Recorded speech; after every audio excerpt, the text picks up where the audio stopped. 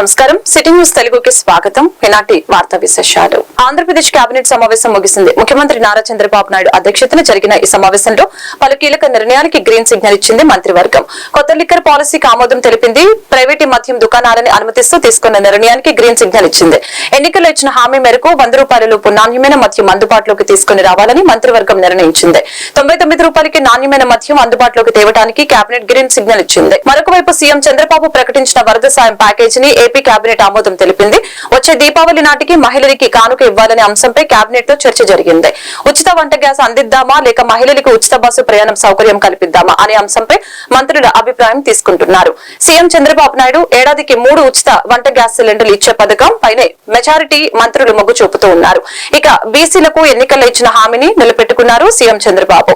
చట్టసభల్లో బీసీలకి 33% రిజర్వేషన్లు కల్పించాలని మంత్రి మండలి సమావేశంలో తీర్మానం చేసింది.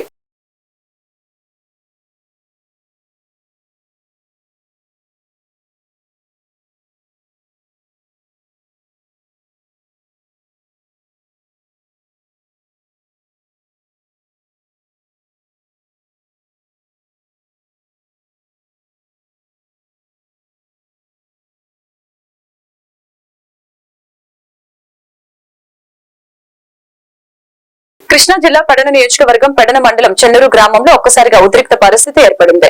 చెన్నూరు పాత హరిజనవాడ నుంచి వినాయకుని నిమజ్జనం కార్యక్రమంలో భాగంగా ఊరేగింపుగా చెన్నూరు సెంటర్ కు చేరుకున్నారు. అక్కడ డాక్టర్ బిఆర్ అంబేద్కర్ పాటకు డాన్స్ చేస్తూ ఉండగా మరొక సామాజిక వర్గానికి చెందిన వారు మా సెంటర్ కు వచ్చి అంబేద్కర్ పాట వేస్తారా అంటూ ఒక్కసారిగా దౌర్జన్యానికి దిగారు.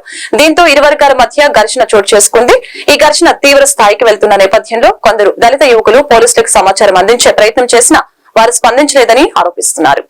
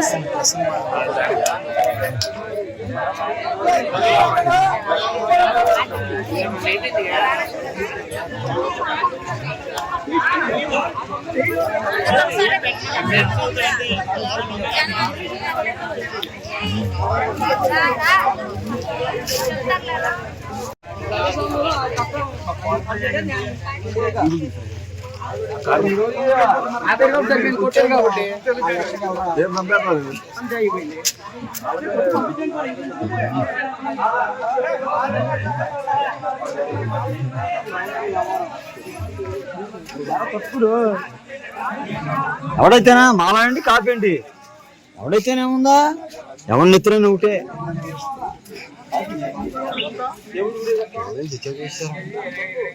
ఈ వార్తలు ఇంతటితో సమాప్తం. మరొక బులెటిన్ మళ్ళీ కలుద్దాం. నమస్కారం.